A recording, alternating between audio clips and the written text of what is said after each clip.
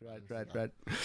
Gary Bounce. I'm going to call you that for now. But Wow. Gary Stockenstroom, how are you doing, sir? I'm super fine, dude. Like, I mean, super fine emotionally, sexually, everything. That's good to hear, man. That is so good to hear. We've been trying to do this for a while, so I'm glad we could finally do it now after the pandemic. And most importantly, because I want to hear about what you got coming up in a few months' time. But before we do Down that, to a few weeks. It's down to a few weeks. oh, already, geez, of man. course, it's Down to a few February weeks. already. Dude, so a lot of people will know you from DRIFTCity, right? That's kind of how we met. Yeah. We met via Monster collaboration with Cape Audio College. Yeah. But since then, we've become buddies. We've kind of found Yeah, we cut from the same cloth. a lot of That's why, common ground, right? A lot of common ground. And one of the things that I thought I had to obviously ask you about is the Gary Bounce thing, right? Yeah. I'm guessing it's got something to do with the music and whatever and the vibe days. No, not really, actually. But then also, like, I know that your business is always kind of centered around cars. I think you're in the film industry, and I'm always seeing you looking for cars and looking for locations. So yeah, tell people about you, man. So to start off with the Gary Bounce thing, so that was a nickname that just stuck. A friend of mine, Carl, gave it to me once, and it's largely because of the way my body wobble. And then it used to kind of tie in with some other violent activities that I used to take part in. Okay. Yeah, it's a part of me. That's why when you said it now, I was like, geez, that's Going in. yeah. What is that? Nadia? What's it? The guy that knows all the back end secrets about the people.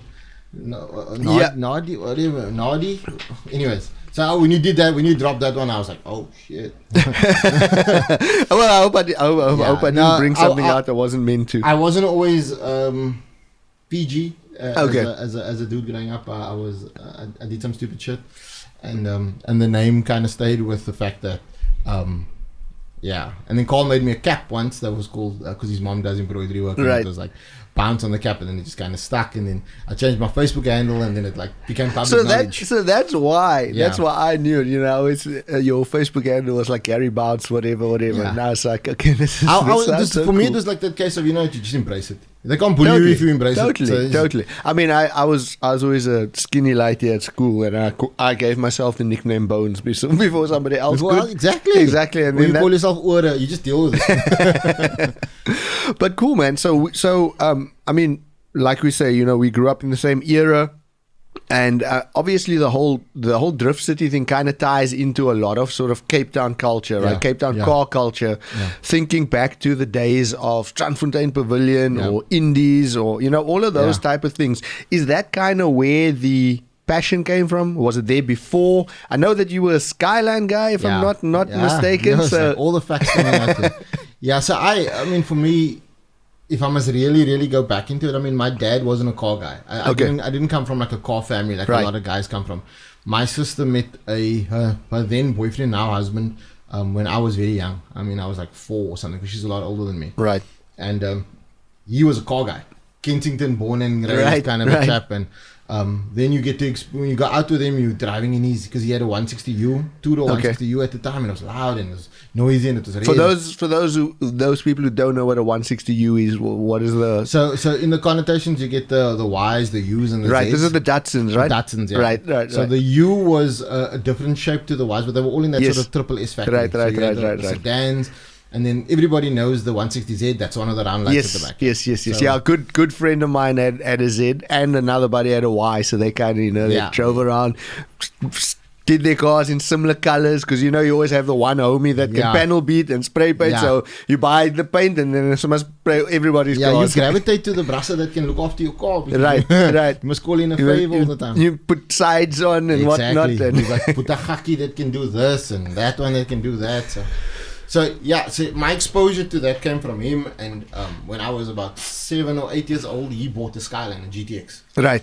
And that's the only person I ever know that bought a Skyline off a showroom floor. So I mean, like, wow. So that's how long ago it was. So he got the only non-abused Skyline in Cape Town. He still has it. Wow. He still has it. It hasn't seen sunlight now in maybe 10 years. Okay. It's just standing in the back of the garage. It's in pristine condition still as it was. Yeah. He just the car's there. That's all he knows. The car's there, and that's all nobody that must matters. ask him about it. The car's there. But that's how I got into cars. So I grew up as a Datsun boykie, and then kind of just stayed with you. You start getting friends, and you kind of stay in that circle. So for those who don't understand, I mean, going to high school in the 90s, it was that, right? I mean, was it BV car or who brought that? Yeah, it's a Ford and the Nissans and the toys. And that was it. You were like a Ford guy or you were a Nissan guy, and like it was like street wars, bro. Now, remember we used to have the hoodies, and you used to rock either the Nissan hoodie or the Ford hoodie. Well, there wasn't much other competition. The rivalry in the Cape was Nissan or Ford. And the VWs was the Beatles at the time. So, right, exactly. Ek het die kari, maar ek skit altyd saam. Exactly. So there was like this, you just grew up in a clique of people that understood you, and like just like with hip hop, like you know, if you're into hip hop, you got b-boys, you got graph writers, everybody becomes your friends. Exactly, because you're into the same things. Yeah.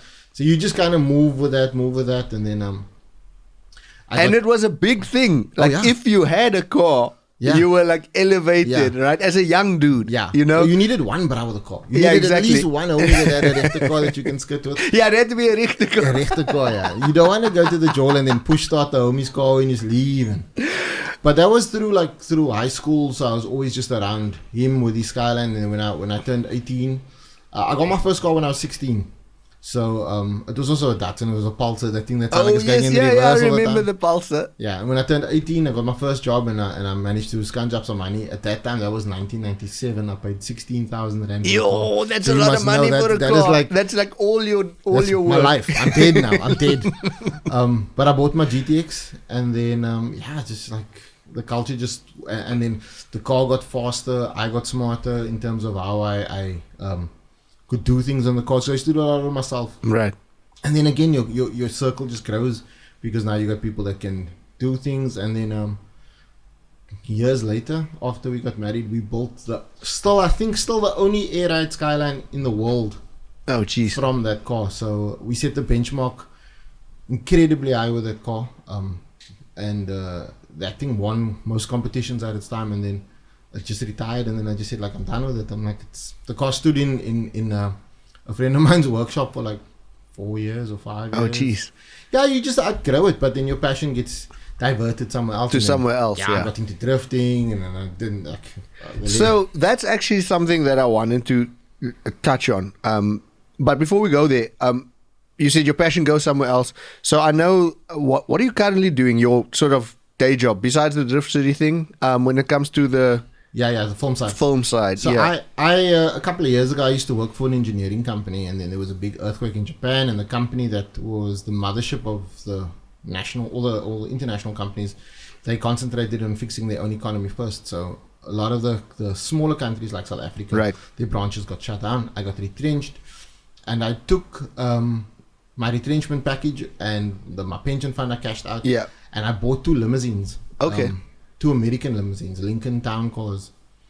And I noticed at the time that I used to get calls because it was an existing business that I kind of bought over.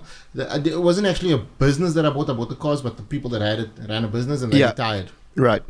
Strangely enough, they were from around the corner where you stay. Okay. So actually, I think I know what you're talking about. Yeah. So I know the son. It's like a short dude, but I can't remember his name, but I do remember the limos. Yeah, so I bought the cars, and they weren't in great condition, and the ambition was always to just try and bring them back to life and run a little business on the side. And at the time, I noticed I was getting more calls for film stuff, and it was an industry I never knew existed. Right. And then they called me for this, and I said, like, yeah, okay, cool. And then I was like, well, what else do you need? And then they asked me, and I said, I know someone. And then it kind of just snowballed, and I turned it into a business. And the Movie Car Guys is 11 years old now. Okay. We've turned it into basically a casting agency for vehicles. Now that you say this, did you guys not do like a virtual racing thing with Monster? Was it you guys? No, that was Cranium Room, I think, man. That wasn't me. Okay. No, I don't do stuff like that. I'm 100% about the on-set life. Right. So we do what is called period correct vehicles. Okay. Action vehicles and picture cars.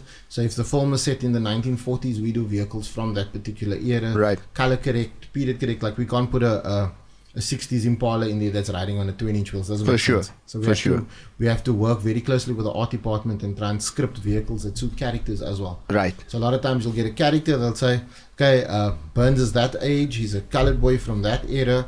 What would be relevant to his character? He grew up in a bad neighborhood. And we say, okay, cool, we've got a Cortina, we've got an Escort. So we script it, and it's very stereotypical. For sure, but that's what it's about. Yeah, but we can't put the dude in a pair of No. Air Force Ones if he was a bad boy. He's in a Passau. Exactly. You know what I mean? Man, talking about Passau, bruh. Like, I see one, they're making a comeback, and two, I can't find the powder blue ones anywhere. Bro. I can't wear that stuff, man. My feet get sore. I got flat feet. I just don't work for me. Passau and also, I was never that guy. I just could never be that guy. I mean, look, I wasn't that guy back then because... Yeah, you know, good kids didn't wear it. We weren't allowed to. Yeah, exactly. But yeah, interesting. So for example, you then I'm making a film or series, for example, and then I would contact you. I say I need X vehicles, and I need it for however long, and you quote and you supply. Yeah. But you also source. Yeah. So we work directly with the art department. So the art department's obviously there for the realism. They come and they say, that's the script, that's the characters, that's the amount of vehicles we need, that's the type of scenes we want to run, then we work with them and we cast vehicles. Right. Inevitably, if there's one vehicle needed, we send 10 options. The director then obviously looks at it because he's got the final say. Yes. And then it goes all around in terms of, do we have any precision driving scenes so that then we do high-speed chases if that's required. Okay. Sometimes we have to build a particular vehicle to do a certain thing or look a certain way. And it all comes down to the fact that my industry knowledge is, like, I can't do war vehicles. Right. Like, I'm not that guy. Yeah. If you want to do a World War II movie, I don't know the difference between a tank and you know what I mean? So I'm very much regarded as the sort of the Fast and the Furious style guy in Cape Town. Right. So when they do, like Honey 3 we did a couple of cars for Blood and Water. Okay. So all things that are realistic to a culture and a scene. And then we dabble in the 60s stuff. And so you weren't involved with, because I know over December, I'm not sure. Was it December? Could have been November-ish. Might have been early December. There was they were shooting the prequel of Yellowstone in Cork Bay. Yeah. So they kitted the whole harbor out and they had like 18 something. So literally since September last year, we've been focused on the other challenge. Okay. Yeah. Right. This is the first year that it's kind of just overlapped because normally what we do, DRIFTCity is normally in the September months. Right. And then the winter film break is where we plan the event. Exactly. But because we moved the event into a new cycle now, I've been working through my busy period to get the other monster off. Yeah. It's a bit of a bad decision because I've had to cancel a lot of work and say like I'm not available for certain jobs. But you got to sacrifice sometimes in order to make something else work. So we can't have that saying goes, you can't have your bread buttered on both sides. No, exactly. So then if we go back to so before we go the DRIFTCity way, talk about Cape Town car culture or car culture in South Africa. I mean, stereotypically now today's generation might know of and might have heard of or follow the sort of dragging or street racing, which became, I think that was almost popularized through Fast and Furious. It was always there, but it was a lot more underground. It was way more underground. Fast and the Furious globally birthed the culture. It made a culture acceptable. Because before it was always regarded as hooligan kids or hooligan men or grown men that can't grow up. And Fast and the Furious said, this is cool. Right. And what it also did was it made brands look at this and say, well, we don't have to hide anymore. You know what I mean? We can actually sponsor big drag events. Right. And it's always kind of been, sponsorships on the motorsport side has always been reserved for the guys that kept it on the track. Yes. And Fast and the Furious, in a way, were the very first character. And understand that I know this not because I'm a Fast and Furious cop, but because this is how the film industry works. But Dom's character made it cool to be both. Right. You know what I mean? Right. Like he had influence. He had influence on a whole wave of kids that were racing, and brands saw this, and for the first time they were like, "Oh shit! Yeah, we can actually just make this really big." Exactly. And it brought everything that we've been doing for years to the forefront, and it said, "Well, now it's an industry and it's recognized." Yeah, and now suddenly it's a case of instead of having to have Puta, whoever that had to modify the engine and tweak it or whatever. You have big brands that are, we're making parts for this. We're making performance parts. We're making like a high-end sort of body kits and whatever. And before it was all fiberglass work and custom stuff. And more so than ever is that you can now finance a lot of these things. Because the banks are looking at it now like, okay, you can buy a car and you can... They dupe it. Like for instance, like if you buy a new 4x4, you say, well, I need towing capacity. So they can do aftermarket performance upgrades to your finance This vehicle. is good to know. Yeah. So there's been... And now I think Westbank even gives finance for air suspension. Okay. So they seeing value in it. Man, you said air suspension. You know what? If I was never really a car guy. Yeah. Like, I mean, I enjoyed the culture. I enjoyed being part of it, watching and whatever, but I wasn't like, I'm going to put all my time and effort into getting like the best car, whatever. But if I could, and if I had an unlimited bank account, it would probably be more the stereotypical freaking, West Coast rap, lowrider, freaking, hydraulics and all of that. That would be that's more my cars, though. Yeah, exactly. That's my vibe. You know what I mean? It's more. I'm not interested in the racing or whatever, but I can picture myself cruising. Low and slow. You just exactly, man. That's actually a nice way into the next section. But we'll go back to the car. Oh wow, I didn't even think of it. Exactly, okay, dude. So, man. So tell us a little bit more about what are the sort of, if for want of a better word, disciplines of that make up car culture. Oh, there's so much. I mean, to try and put a label on all of them will probably be the most difficult thing to do. But you never really one or the other because you grow into every phase. So like generally, the entry is always the guy that either wants to race the car, and then he starts with like probably the most banger that he can afford, or if dad got deep pockets, then it goes the other way. But they generally start kind of with either spinning, because if the dad's spinning, that's an easy entry. Or they start with the showy stuff where they got their first car, maybe it's on HP. So now he doesn't want to drive the car hard, so the car's polished, mag wheels, that kind of vibe. And that's always the chick puller. Yes. So the main objective of the guy is girls first. I remember there was a homie that I think he had a VR6 and he literally had like panty dropper on his back window and he still got chicks. Like there's guys driving around with the Instagram handle on the cars. For more info, ladies. That's wild. Yeah, they're all That's about wild. That. Drifting and circuit racing and more structured drag racing comes to the guys that are a little bit more serious, and they're now going into what they want to call like competitive sides of it. And is that maybe, when you say more serious, is that maybe because there's kind of not only money but also like more at the risk? Like it becomes, so you have to, for example, invest in the safety side. It's not just you can you know the culture is such, we go fast before we learn how to stop.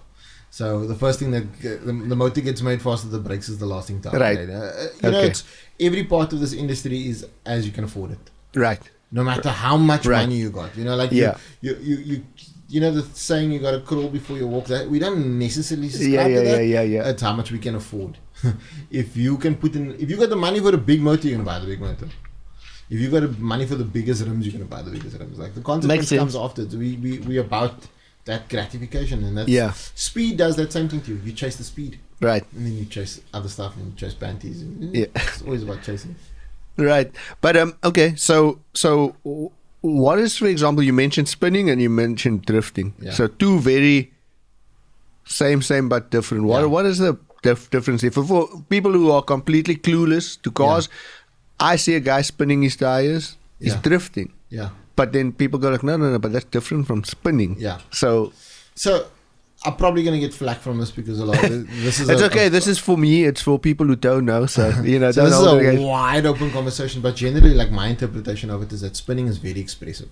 Right. Spinning is a very creative form of a motorsport that was literally grown in South Africa. Exactly. It's indigenous to South Africa and it's now spreading to the rest of the world. So there's a lot of guys, when you'll see videos in the US of guys spinning Mustangs and guys in Australia spinning big rotary motors. The culture of spinning in South Africa, really, like there's varying stories of it. Like for us, as Cape Town kids, we believe it started at Indiana and Pavilion. That is where the guys used to come and they're parking off. And inevitably, they would show off. Yes. You know what I mean? Yes. Cars tuned, cars sound like he doesn't want drag, so he'll do a burnout or he'll go crazy, he'll throw a couple of donuts.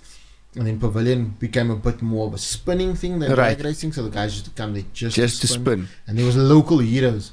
Yeah, in Joburg, in Joburg, the culture is very different. Like they believe it started when, particularly the guys used to steal the box BM, the E30, the Kushesh, and it was a sign of disrespect. So they used to steal it because it was an expensive car, and they used to come to the township and spin and entertain the crowd because it was a light, nimble rear-wheel drive. Right. So even amongst the people in South Africa, there's varying stories. The Durban guys might believe they started it. The Kimberley guys might believe they started it. But for us as Cape Town, we know historically it was Indiana and Pavilion. Exactly.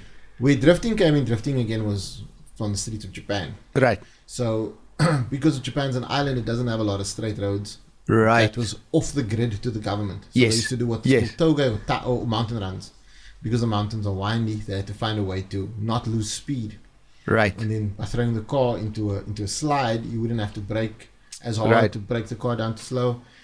That became competitive and then eventually turned into a sport. So again, it's motorsport in its entirety and how the culture diverts. And then where would something like gymkhana fit into that? Is that a combination of both? So gymkhana is a spin-off of rallying.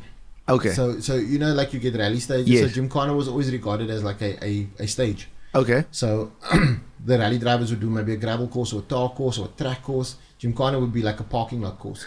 So when they'd come off a grid, they'd run into an obstacle, and it was always more entertaining because it was small and the proximity was tight, and you could see how good a driver could navigate, or not navigate necessarily. But control the car. Yeah. And then gymkhana in its entirety became a sport again because now it was the fact that they could have a entertaining style sport in a auditorium style situation where you can see the start and finish. And that's essentially where someone like Ken Block, Ken Block, Peter Solberg, those guys that just took the sport to a whole new level with their level of skill. But Ken Block, with his partnership with the energy drink brand and with the shoe brand, turned it into like a marketable $1 billion entity. Just making it cool because at that time the internet needed content. He put something on the internet that just grew views like wildfire. Yeah. Interesting. And then we took all these cultures and we kind of threw it into one, and now we created something called we never created it, but the world created something called the DRIFTCity. Right. Just taking a stage of a gymkhana and only having rear-wheel drive cars in it, taking the front wheel drives out, and then saying let's put elements of drifting into a gymkhana and try and create this thing that is now a lot more thrilling. It's adding smoke. It has, because gymkhana is all about being neat and tidy. Yes. Drifting's about being wild and loud and abrasive. And we throw them in and we say, okay, let's be wild, loud and abrasive and neat and tidy. It's like the guy with the cool haircut and the thick beard. Right. It's blending that line. Yeah. Okay. That makes perfect sense. And that's actually where DRIFTCity fills that niche. I mean, there's the car show side, the show car side. Yeah. But essentially, that's why people come to DRIFTCity. That's the catalyst. That's the thing that makes everything cool. I mean, we had a very successful, and we still got a very successful drift series running in Cape Town and throughout South Africa. But we thought, how do we even the playing fields? How do we take, because drifting, you can literally, you can buy yourself out of it in terms of skills always at the forefront. Don't get it wrong, but power is always what you need. And if you got money, you can buy power. Right. It doesn't necessarily mean if you got power, you got skill. But a lot of the guys that have got the power got the skill. Right. So when we created this little thing, it was let's even the playing fields. Let's put the guy with the 250 kilowatt car at the same advantage point as the guy with the 500 kilowatt car. Right. Because the track's tight. Yes. It's all about power to it. It's about getting off the line, which is a drag racing element. So like with drifting, you have a lead and follow. Right. You have one car that goes out first and the other one follows. Right. And then they change and the other one goes out first. With us, we race off the line. Yes. So that's like an element of drag racing. Right. And then we got the flair of gymkhana. And then we got the abrasiveness of drifting. And then at the end of the day, the crowd still can see who finishes first. So we're back to being a drag race. That's dope. Yeah, it's difficult to script something like this because you have to create a rule book. For sure. It doesn't necessarily exist. And you also have to keep it simple enough for the person in the crowd to actually understand. So like an infringement would be knocking a cone. Yes. So he's got a time deduction because drifting is not timed. Gymkhana is timed. So right. like if you're a purist in drifting, we don't time this thing, but now we're getting time. So yeah, and I guess that adds like a little bit of spice to the whole thing, you know. And I mean, that was the one thing. So I think we were involved with actually the first one. Yeah. And I remember going and thinking, like, with obviously looking at through the lens of indies and pervy, I was like, I get it, but I don't. It's like it almost seems like it's controlled. Like, and no, it almost felt like it was trying to be something that it wasn't. Yeah. I wasn't quite understanding that it was trying to be something that it wasn't. You know, but now. We were like the chaos one of the... Exactly. But since then, I've seen more and more and more of that style. And what did you call it? DRIFTCana. DRIFTCana. Yeah. And it's like, it's more like to the point where you would see almost elements of it in those Ken Block videos or whatever. I'm like, oh, now it makes sense. Yeah. And then to see you now, how many years later? Fourth event. This is the fourth event. Obviously, you would have done it in COVID if you could. Yeah. But how many people were there at the first one? And how many people are you looking at having now? Are you on the competitor side or spectator side? A bit of both. On the competitor side now, we actually taking less competitors because our pool is so tight. Right. So with the very first event, I'll never forget, I was on the phone. And it's a 1 day or 2 day event. 1 day event. Yeah. So I'll give you a bit more about how the rule book actually works and to show you how stringent it actually is. But our first year, we had to convince drivers that this was going to be something different. So we threw in a mixture of guys that come from a gymkhana background, drifting background, spinning back. We threw them all together and they were like, they don't get it. And by the time they qualified, you could see the competitive element set in. Right. So they were dialed in, they were ready for it. And then at that event, I think we got like 3,500 or 4,000 people. And I remember having a conversation with Mikey Skelton from Joburg the Friday night, and I was driving up Hospital Bend and I was in tears. I was crying, literally crying on the phone. And Mikey was like, I said, I don't know if they're going to get it. I don't know if the people are going to get it. I don't know if they're going to understand it. And then there's always this picture that floats around on social media of me with my whole team around me crying again at the event. And that was when I'd come back from my little production truck and I was chatting to Bronwyn and at that stage, I knew I'd made like 150,000 and loss on the event. Okay. And me and her were on our knees in the trailer and we prayed and we said, look, God, like you brought us to us, you'll get us through this. Sorry. So I got a bit tied up. and I was walking back to the start line and the crowd lost their mind. It was the finals. They were hanging on the fence. They were going crazy. I remember that. It was wild. And Anwar looked at me and he said, is this what you wanted? And I looked at him and I just burst out crying. I was like, because I knew I had made a loss, but the objective was reached. Yes. And then the guys were all around me at the end of it, and like the feeling that I got from that was like your first shot to crack, dude. Like not like I know, but I mean I can imagine that I'm hooked. I'm hooked. And we left there broken, tattered, financial loss, and we were literally on our way home, and we saying, well, for the next one we must. Yes. So we thought, okay, we're onto something. And the Cape Town crowd loved it. And then now we're at a point where literally this week we had guys from 4 guys from the UK asking if they can come down to come and compete. We've gone national, so our competitors are throughout the country. We had our first international competitor last year. This year we weren't able to secure one because of funding. Yeah. But we have something that is now getting recognized internationally. That's dope. And what makes it so dope is where it is. Yes. Because the iconic nature of where this event is held on the oldest heritage site in the country. Like, so for those, for people just listening or have never heard about DRIFTCity, what is the event? You've been talking about the nuts and bolts, but what's your marketing pitch, so to speak? You know, you're talking about this heritage site. Tell people, I mean, the site itself has got so much history in the city. Yeah. So the event happens on the Grand Parade, like literally in the center of the CBD. For a weekend, we turn the city into a racetrack, a controlled environment racetrack. And I mean, if you can picture it, if you've never seen a picture of the event or never been on our social media pages, to have and it's the entire parade. It's the entire parade. Yeah. To have City Hall, to be at the foot of the castle, to be doing what in front of Table Mountain, the Golden Acre. Yeah. You know, it's like, and that's where obviously our sponsors see so much value, is the fact that when you see this and you look at this event, it's like the iconicness of where we are, just surrounded by buildings, surrounded by real life Cape Town and the mountain. That's the city. That's like where it all started. Essentially, I mean, it's in the heart of the mother city. So to sound all cliche, I mean, as a Cape Town kid, growing up. How many times did you go to Cape Town City with your parents and buy a chip roll on the parade and sit by the statue? Or how many times did you walk through there, going to the when you as a DJ, going to Syndicate around the corner? 100%, so or that was the gathering spot, like for the B-boys. Exactly. It was such a big part of Cape Town history. That's where they do the Cape Minstrel thing. Like everything that they switch on the lights. It's like it's. That was also the first. That was the first public address that Madiba had with South Africa. Right. So his statue was still on City Hall. Yes. In early Jan van Riebeeck days, that's where the slaves used to be traded. So for us to have come full circle. Wow. From being a victim, being an area with so much negative connotations, to have grown it into so much positive memories, and now. Hence the parade. I never thought of that. Yeah. Sad. Wow. Sad. So I mean, when we initially pitched this event, obviously you can imagine the city was like, "You want to do what? Where?"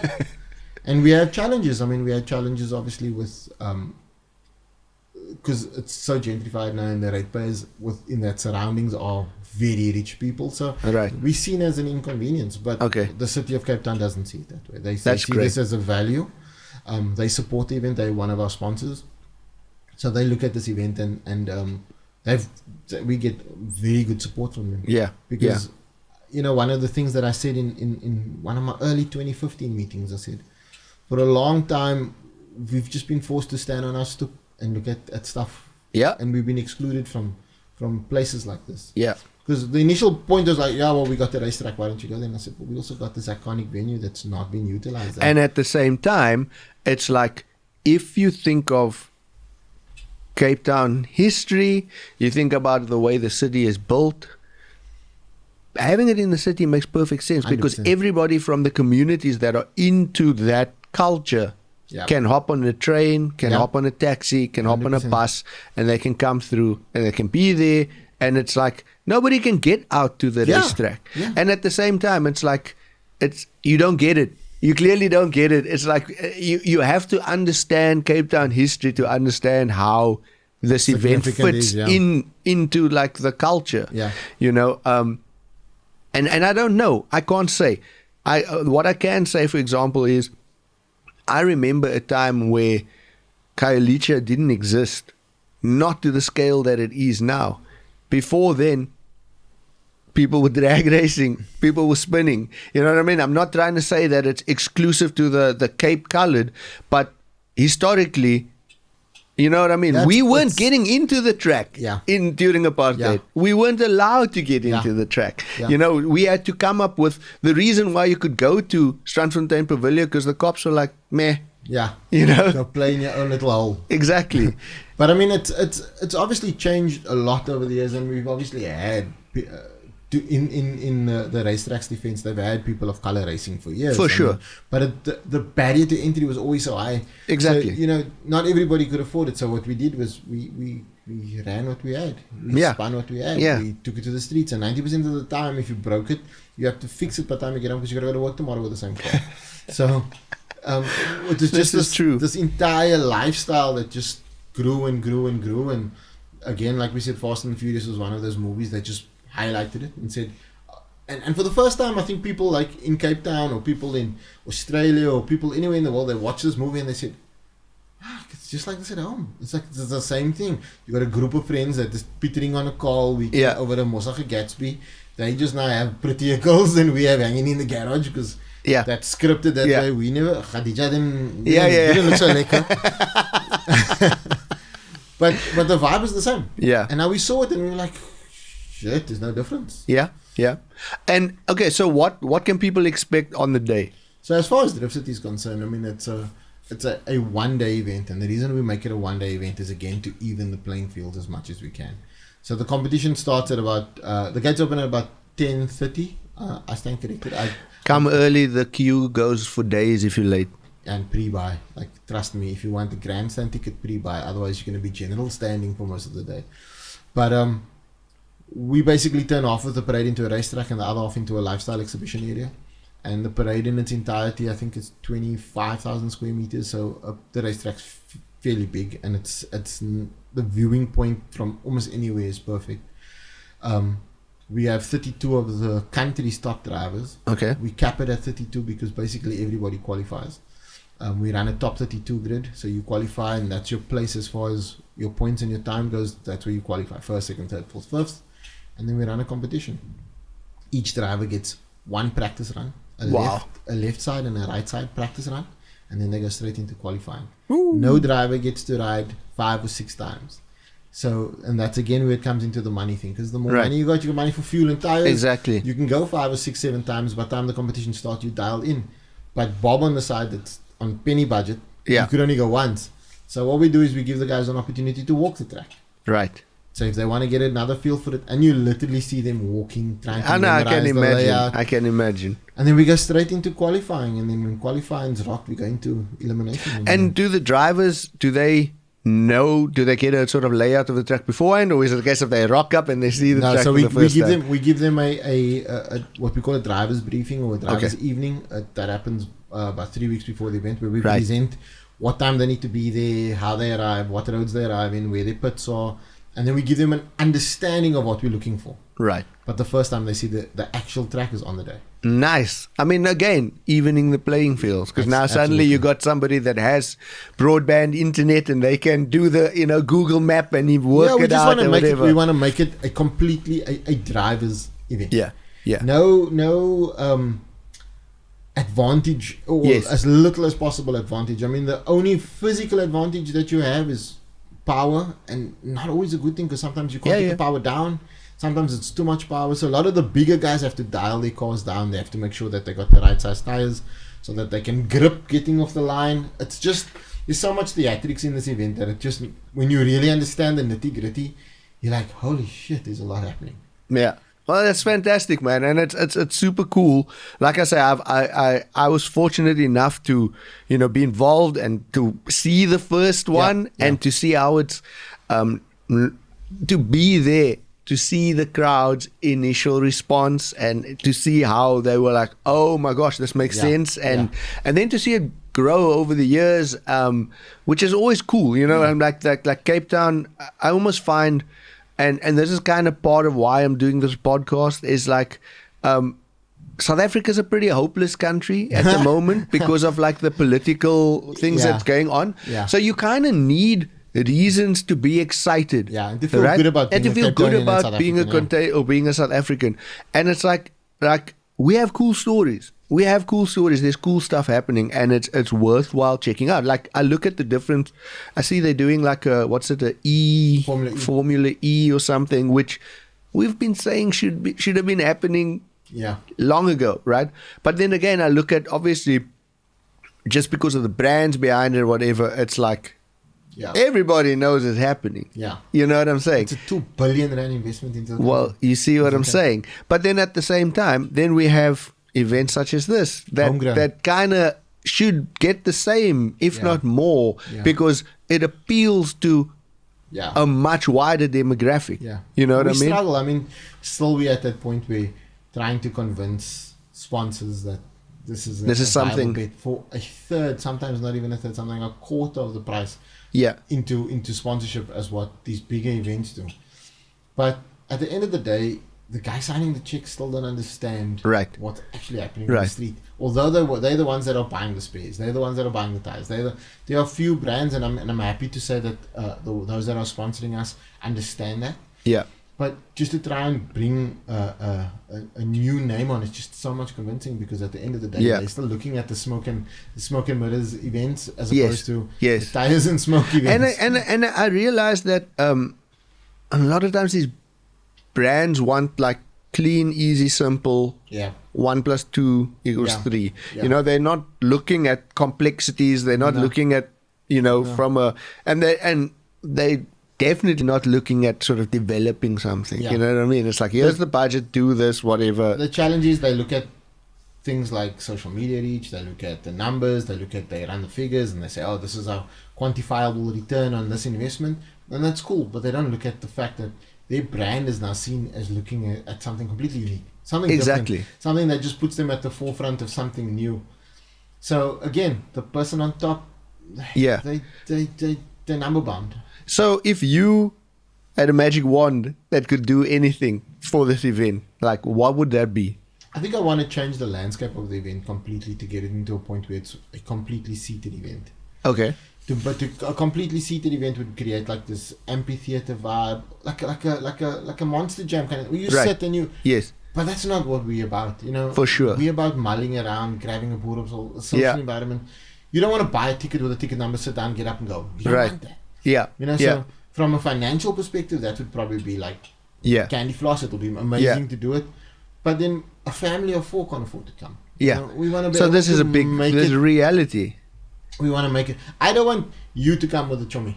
Right. I want you to come with your wife and your lighties. Yeah. You know what I mean? So when we do the ticket costing, our catering department works with the food trucks as well to try and give them a guideline in terms of have like one budget friendly meal. Like a boerewors, chips and coke for like 50 rand or something. Because we have to make sure that everybody that comes to the event has a good time. Exactly. And you can't deny the fact that it's ultimately a street event. Yeah. You know what I mean? That was a local event. That's what made indies great. Yeah. That's what made Pervy great. You didn't need bucks. You needed some money to put petrol in the car and money for the Gatsby. And come and whatever, and whoever can come, that's where we are. Yeah. It was like a weekly thing because it was entertaining, it was fun, it was affordable, and you got to know people. It was like a community. And generally, like you weren't the vibe to go to the Galaxy. Like if you were at the drags, you weren't the Galaxy. Exactly. You were the call. This is super true. Yeah. Super true. So we have this event set up in such a way that if you have money to spend, it can be very comfortable. Right. You know what I mean? Like you got the VIP areas, and we got a middle tier ticket, which is a nice seated ticket, and then we got the guys that is maybe not into cars, but they just want to come check it out for the event. Yeah. It seems like the cool thing to do on the day.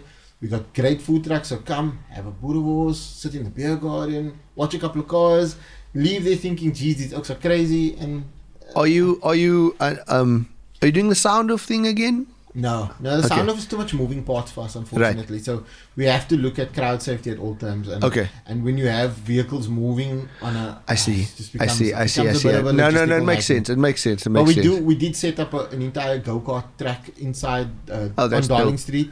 So you want to drive go-karts? There's a go-kart track. There's a drift exhibition area, which is the DDX dynamic. Yes. You can pay $50, get in the car with Reddy D and the team, and just have like a vibe and get a bit of a thrill. So we try and keep everything moving. I think we've got a tattoo artist this year as well. Oh, that's tattoos. I know the ladies are working on a manicure station. We have a very big restaurant retailer that is, I can't mention the name because we're obviously not giving them the promo, but also the contract's still pending. Yes. But we've got a very big restaurant chain that is jumping on board as a sponsor this year to create another dynamic. So I just like, we're growing slower than I thought, but sometimes faster than I'd like. Yeah. And I'm just excited that we're able to do something like this with people that are from the industry. Right. People that have experienced the culture, live the culture. So I always, when I have my team talk, I always say like, we're doing this for our people. This is we know what they like. So we're not a corporate. We're not a bunch of events guys that are saying, oh, what's the next big trend? Let's capitalize on the trend. This is us. Yeah. This is exactly who we are. This is cool. Yeah. I wanted to ask you, I'm just trying to think now what it's kind of escaped me, but it was something to do with a little bit more about the event, but it'll come back to me. Oh, media partners. Do you have any media partners? Because I'm thinking, obviously, that's probably one of the biggest thing is getting it out there. Yeah. You know, on scale. Yeah. Or bite size. But do you have do you have people lined up? Our big media partner has always been SABC. So, and with Good Hope FM basically. Right. But we're exploring a lot of other channels. At the end of the day, a large part of our culture is social media. Right. And the social media reach has been really good. Okay. Could always be better. Yeah. We also don't want to get to this point where we can't cater for everybody. For sure. The event's so big that the experience becomes unpleasant. Yeah. So we keep our numbers comfortably at like 6,500 people. Right. Because the experience is coming to the event and seeing everything. Yes. Too many times the event organizers oversell an event and right. you're at the and you back can't of the move. pod and you just you go home and you look at what the reviews or the comments are, and people are like, I had a miserable time, the toilets were overdone. That's because the event just got uncomfortable. Yeah. And it's never because the organizer didn't think of those things. The event just got too uncomfortable. So the toilets are always a big thing. Like right. I look at the big dance festival that's happening in March as well, and as amazing as that production is, you're always going to have someone that's not happy with the experience. You can't make everybody happy. Yeah. But by keeping the event moving, keeping it clean, keeping it fluid, making sure that the food trucks don't become like over queued so that people are able to get refreshments.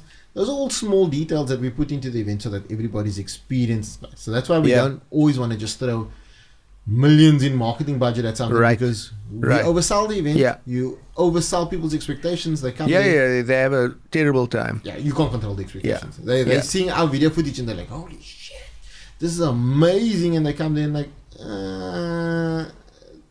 this wasn't what we thought it would be. Yeah, I really want my money back, because that's the social media hit that you take. Yeah. And people remember the bad long after they remember the good. Yeah. Look, I mean, so I know people always point that out. So apparently that's like ingrained in our DNA, because you were supposed to remember, that plant was poisonous. Yeah. Johnny ate it, Johnny died. Don't eat that plant. Yeah. Right. So you remember the bad. Yeah. But no, I get it. And it's extremely important. And again, you're not selling an event. You're selling an experience, right? And it's doubt. I mean, I respect every single person that comes there. If they're prepared to buy a ticket, and the keyword here, guys, is buy a ticket, not a comp. Buy a ticket. That means you're prepared to give me your money. Yeah. So I have to give you something in return, and that's an experience. For sure. Are you running any sort of competitions or anything like that for the crowd that are there? You know? Yeah, there's a lot of experience on there. Most of the stuff is social media based. So we'll give away drift experiences, and a lot of time we give away hospitality tickets, something where they can actually and we try and stimulate a buy pattern, so people can buy a ticket and then now you want to upgrade. You know what I mean? Right. But we do understand that there's a lot of people that just don't have money, so we will put out competition tickets. No. So I was meaning more like on the day, like a raffle, people buy a ticket and it enters them into or whatever. We just give away free shit. Okay. We just give away free shit. Well, there you go, people. They give away free shit. They give away free shit. Like, there's always just giveaways. There's t-shirt giveaways. They just give away things. I mean, I remember our tire brand sponsor, they were like, gee, we had 500 t-shirts and caps. It's like gone in 10 minutes. I said, colored people. Colored people like free stuff. Merch. Yeah. So we and like I thought you were gonna say they're giving away tires. Nah. That's a bit much. Tires are expensive. But I mean, there's always little promos running, and we try and run stuff with our exhibitors as well, because we have like industry specific exhibitors, and they'll do little promotions because they're collecting data sometimes. You know what I mean? They'll give away vouchers, or if they want to run a competition where they can give away stuff, that's entirely up to them. We don't govern that. Because at the end of the day, they need to do what they can to bring their brand attraction, their brand as much attraction as possible. Yeah, and then any other non-car related attractions? Like, I know sometimes you'd have DJs or artists or whatever. Yeah. So obviously the one that everybody, a lot of the younger people look up to is the Cape Audio College activation area, which is really cool. So you guys do a touch and feel experience, and guys, and what's nice is that having you guys, they speak to the youth. A lot of time there's a matriculant or a grade 9 or grade 8, and he's thinking about sound engineering, and now all of a sudden he's standing in front of a booth with guys that are actually at the college, and then having that moment to say, well, it's really cool, the college is cool, and then mom's there all of a sudden, and like, I didn't even know this place existed, or here's a fly, and at the end of the day, we creating an opportunity for a tertiary education. Yeah, 100%. So I mean, that was the thinking. You know, we to speak Cape Audio College is we try and insert ourselves in anything that's Cape Town related, because that's kind of our ethos. It's like there's a difference to doing it here to doing it somewhere else. That's why you want to come here. It's not just about this. It's I mean, even I got into sound because of Cape Town DJ culture. Cape Town DJ culture is huge. That's what people don't understand. Like when you talk to people, they're like, oh, so how long are you DJing? I'm like, pushing 30 years now. Yeah. I'm like, what do you mean? Well, uncle is a DJ, cousin is a DJ. Like, we all knew DJs, and it was like a natural progression if you were into music, So your first tracks come from radio recordings. Exactly, But so from that point of view, we definitely 100% involved with that. Thank you. But now, that's not the only thing that's your passion. Like, so Gary Bounce, sorry, I'm going to use that all the time. Yes, I sound like a busy guy. So, yeah, man, something else that I know that you're actually super passionate about and it was the low and slow barbecue pitmaster. I saw you won some like competition. Yeah. That was cool. Are you still doing the content creation around that side? I know how hard it is to create content, but maybe like, yeah, man, where did that barbecue vibes come from? I love cooking, bro. I just love cooking. I've always loved cooking. I mean, I always saw that. It's like, oh, they'll come over for paella and this and that and whatnot. I've always loved cooking, but I just, to be honest with you, I got like tired of braai. I get it. I get it. The trifecta, whenever you go to a braai, is roast chicken chops. I was so over it. Like, I mean, not to say that I don't appreciate it. For sure. Everybody appreciates it. Like, for sure. But it just got like to a point like, there must be more to this. Right. And then I started watching a lot of this YouTube stuff, and you watch the American guys, and they were like on this heavy slow. And I think I stumbled on it one day because I decided I wanted to make like a spur style ribs, like fall off the bone ribs. Yes. Oh, I must tell you about my recipe. I'll talk to you off air Okay, cool. because I don't have all the toys, but I can make some dope ribs, dude. So I mean, like the challenge always was. I think the one time I bought ribs and I like fried it and it looked done and it was like, oh, it's chewy as hell. It's like, and then you think to yourself, okay, I'm clearly doing something wrong. I'm at the limit of what I know. Yeah, it's time to learn. Yep. And then I started scratching and scratching and trying scratching and scratching. And I fell in love with this low and slow, this barbecue culture. Right. It's not actually braaiing. No. It's very, very different. I mean, me and you had that one chat and we were like, okay, look, you got an 8-hour cook here, or you got a 10-hour cook. You know what I mean? Yeah. And the social thing about that is that you build an expectation to a meal. Exactly. So my wife still doesn't get it because she's like, yo, when's the people gonna eat? Yeah, but we told them they're only eating tonight. Yeah, I said, like, then make snacks. Yeah. yeah, exactly. But that is done when it's done. Yeah. At the end of the day, it's done when it's done. And so we my homie Dean convinced me to enter the Cape Gate Braai Challenge. Right. And you got like a 3-hour allocation for the cook. Wow, that's tight for low and slow. So I did a stuffed porchetta or porchetta, which I took a 2.5 kilogram side of pork belly and I opened it up. Yeah. And I stuffed it with a whole lot of herbs and bruschetta and Parmesan cheese and all that other stuff. I rolled it and did a 2.5 hour apple smoke cook. Ooh. And Zola Nene and Bash Newman, I think, was the other judge. Yeah, I killed it. I mean, like I know. Look, I watched the video and I was so hungry afterwards. Yeah, I killed it. When you make something, and all the competitors are doing their version of a braai because they said that's the time allocation you have to submit a recipe. Yeah. They picked my recipe. Guess why they picked my recipe? Because one of the guys that was on the short, let's call it the shortlist committee, he said, "Oh, you have to submit a recipe up front." Yeah. So he said, that's an internet picture. The picture I submitted. They said that's an internet picture. There's no way that this guy did it. And it was Christmas lunch. Nice. My Christmas lunch. So I'd made it. I knew I'd made it. Yeah. So when they said, they put it in there because this one particular guy was like, he's going to fail. And I'm like, I don't want to fail. This is And then, when the meal's done and you have to serve the judges, so you serve them a meal, and everybody that was there, the sound guys, the DJ guys, like the security guys, they stood in a queue. Like, can I please taste it? Because the whole day I'm just permeating this apple smoke. The smell of apples just running through the air, apple and pork crackling. And I got some of the judges. Some of the judges obviously spoke highly, but some of the competitors were just I can imagine though. But you see again, no disrespect on anyone. I'll never forget. My homie once said this to me, and I never thought of it until maybe 3-4 years ago. I was like, oh crap, it's happened to me. He said, you know what? You know how your mommy's food always go down, and then one day you realize you cook better than your mommy. Yeah. Because there's more ingredients out there. Yeah. There's different cooking techniques and whatever. Yeah. And that's just it. It's like you don't have to, just because it's a braai competition, doesn't mean you must braai. Everyone can braai. It's not a surprise. It's not a... and like super spas and all they've made it so convenient with going there and buying like the spices and stuff like yes. There's no challenge in it anymore. No. And I'm still down to the point now where I'm making my own rubs and I'm making yes. No, you have to. Yeah. So I'll tell you the rib story. Okay, so I don't have all. I mean, I got like a small Weber's, not the best for smoking. Don't blame the no, tools. for sure. You just need to learn how to use it properly. But I one time now in December, Checkers had a ridiculous special on pork ribs. It was something like 39 rand a kilo.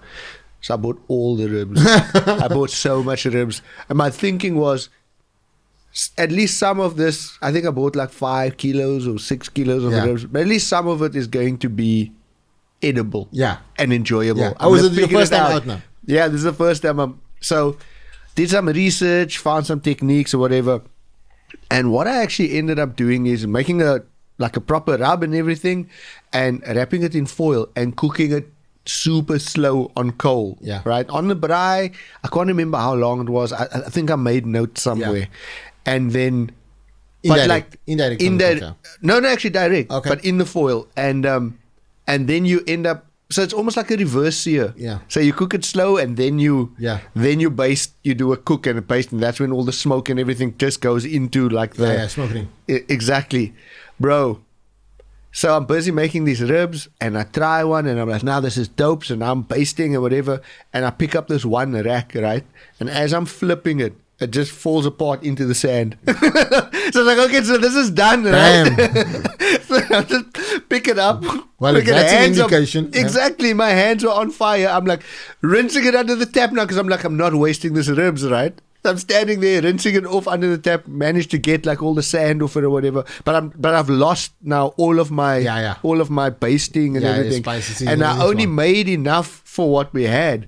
So I'm like, okay, well, I'll try and throw something together just with whatever sauces I had and whatever, and just kind of baste it because now this ribs are done and this all fell in the sand.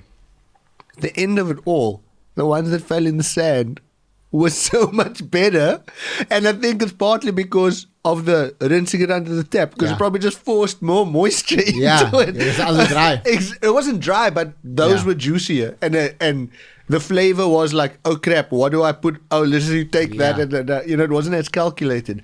So I mean, next time don't reverse it. Say again. Next time don't reverse it. No, I mean, look, I'm building up to trying to.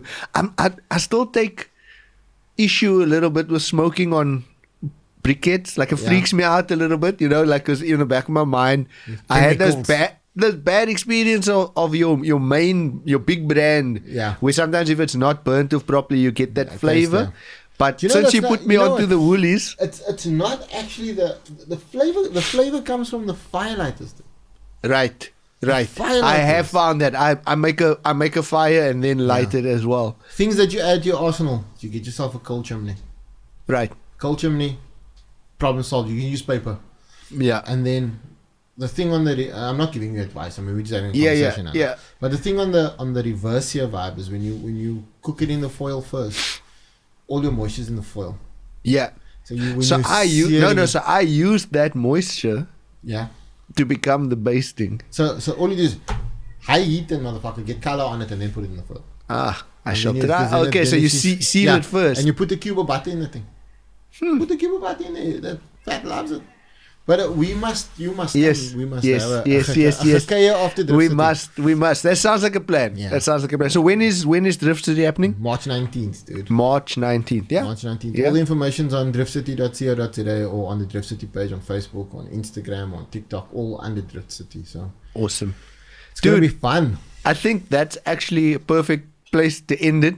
Thank you so much for coming through, dude. I appreciated this. We'll do a lunch sometime where we can 100% carry on all the other conversations 100%. that we were having. But is there anything else that you want to add, man, that you want to get out there? Just support local guys, like across the board. If it's not our event, some event, just support local. The guys, there's a lot of good promoters out there that are really trying to get brands off the ground, and they rely on ticket sales. We're not at a point in the industry where the sponsors are coughing up all the bills. Totally. We still rely on ticket sales. So if your homie's having a party, buy a ticket. Yeah. Don't hustle a freebie, guys. We quick to pay money out for the big promoters, and then we want to hustle from our homies. Just like help with the bill, guys. I mean, I don't think they're charging you more than they're charging anyone else, and just pay for the ticket. Yeah. Thank you so much, sir. Cool. We'll catch you next time.